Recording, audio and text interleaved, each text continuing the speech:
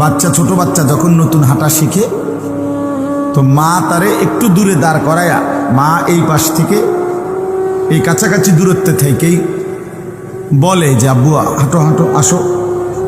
বাচ্চা এক কদম দুই কদম দিলেই পড়ে যায়, তো মা দৌড়াইয়া গিয়া সন্তানকে বুকে জড়াইয়া কোলে তুলে নেয়।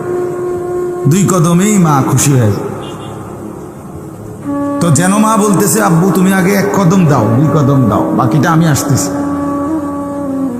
রব্বুল আলামিন বলে বান্দা তুমি একটু আগাও, বাকি হেদায়েত, বাকি তামাম বরকত আমি আল্লাহ দিয়ে দেব।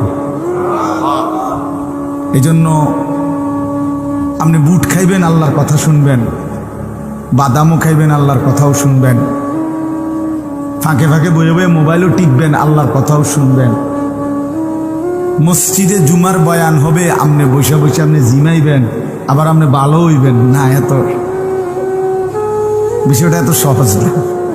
আপনি এই বুটে খাইবেন আজীবন, বুঝলেন?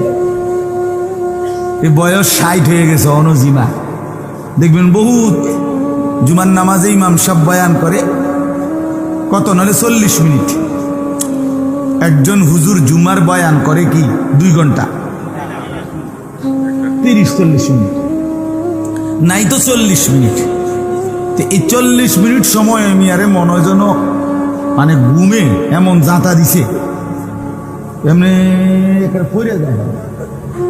এবং এভাবে এই যে 30 বছর ধরে এটা কি ডকের মানুষ, আপনি এটা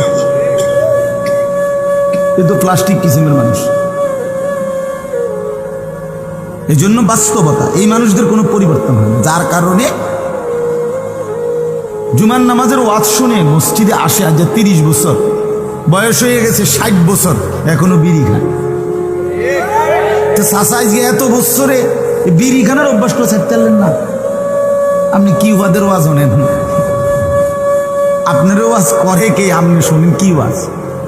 আপনি যে রুম আছেন এই রুম, বিকালটা না হইতেই আপনি চা দোকানে বসে টেলিভিশন দেখেন, নাচ গান দেখেন।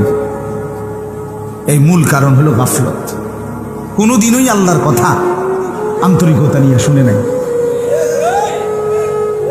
বুঝেন নাই কথা।